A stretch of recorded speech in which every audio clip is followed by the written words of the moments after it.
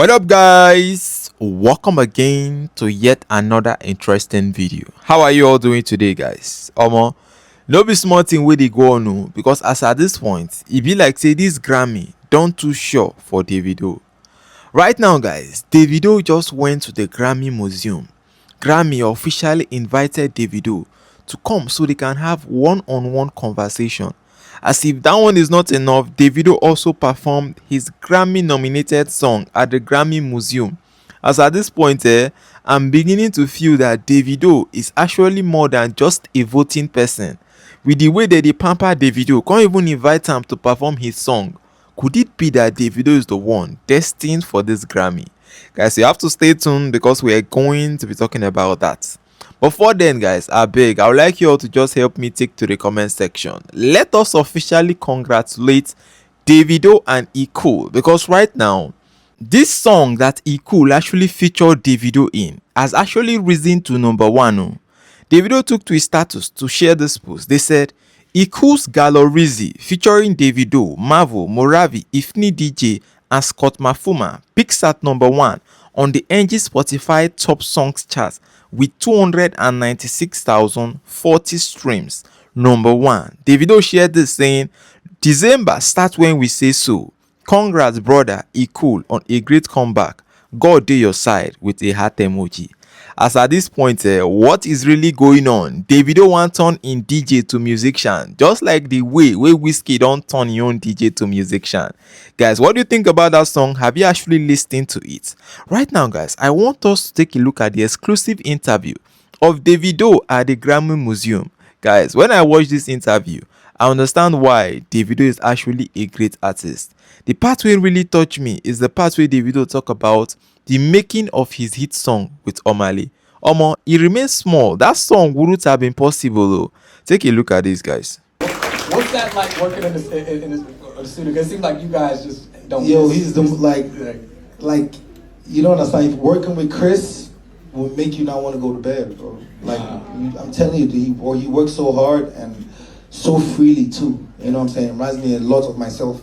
I feel like that's why we've been able to create so much classic records together. Because like we, kind of... Bro, I took my phone, took out the SIM card, I went with him. I'm telling you, I took out the SIM card, I went with him. Like at this time, I'm like, there's a spirit in me just telling me, you're going to blow up. Like, just, you know what I'm saying? Because the way I was moving, if I went home not blown up, it's gonna be right. So it's like at this point I was like, I don't know, I just followed them and then because you were right. Tell a little bit about that story. So like I told you guys, I dropped that one record. At first, let me start this. So when I came back to school, meant to come back to school, at that time I think because I went back home for Christmas, and Christmas is like the hype time in Lagos. That's when everything happens. They call it 30 December, but like then the US, I was the only one that was in Nigeria because my dad was like, no, you are staying with me. So I stayed with my dad like the whole time in Nigeria. I did elementary school, high school, then I left after high school. But we used to come to America like every summer and stuff like that. But after high school, then I went to Alabama. And I feel like when I got into my college, like 2 army trucks. And then I just see my dad, he just came and hugged me. I was like, bro, what you doing? And then eventually we got home that day, like 60% of the models and the designers are African. Wow. You know what I'm saying? So God is doing his thing with us, man.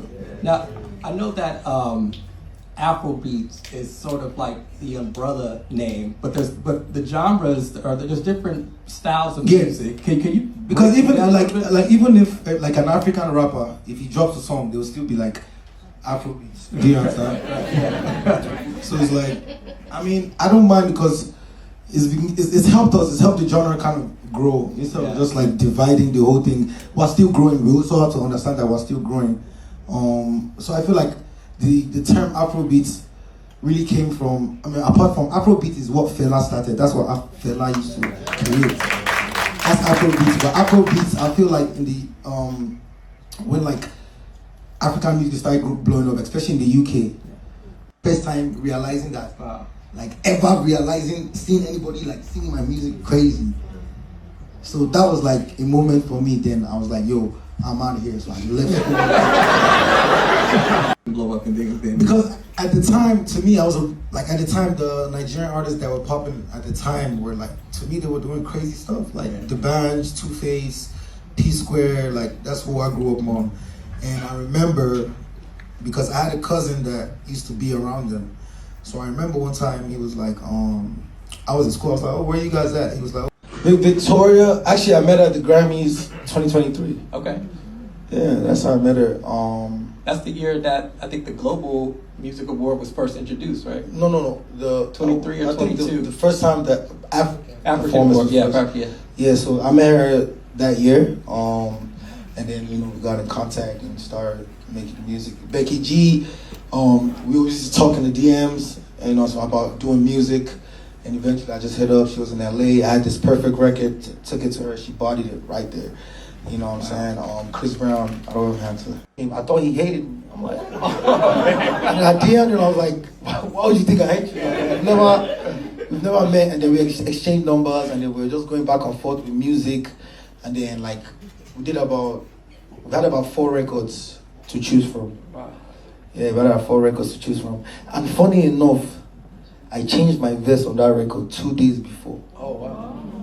When I think about it, my heart because that verse is legendary. Yeah, like, you know what I'm saying? And What made you change it? I mean, Omale had a lot of like he was like he wanted me to change the last 8 bars because he was like, I think we should put more of that Davido flavor. I think because the first verse had too much like trying to be cool English. So he was like, no, Joe, give them the guys, give them your P. Like, then I was like, Wow. So this was how the record with you actually came about. Guys, I'm not gonna lie.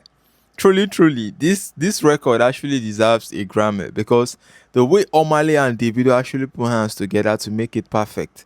Davido just talked about it. So this is a piece of Davido's interview at the Grammy Museum. And at the same time, they gave him the mic and actually gave him an opportunity for him to perform. Take a look at this, guys. Best African performance with you featuring Omale.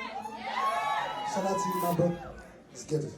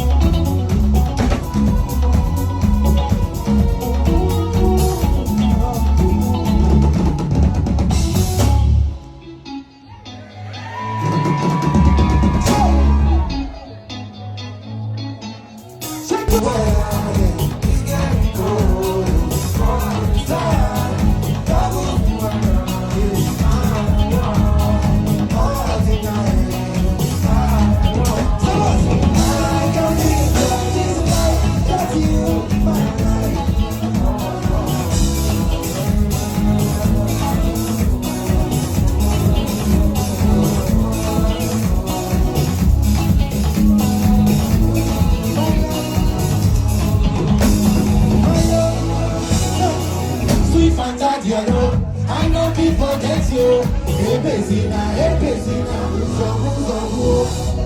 If I speak English, cha-cha-cha, no worry. I know I punish you. I want to punish you. If you see my baby, you go shut up. I'ma get too fine, don't be make up. Okay, baby, like that. Oh my guys, so this was Davido's performance. As at this point, what do you all actually think? Please do well to share me your thoughts. And I just want to ask, Do you think that this Grammy is destined to come home with Davido? Share me your thoughts in the comment section because I'll be right there waiting to reply to your comment. If you enjoyed this content, please hit that subscribe button. Thank you for watching, guys.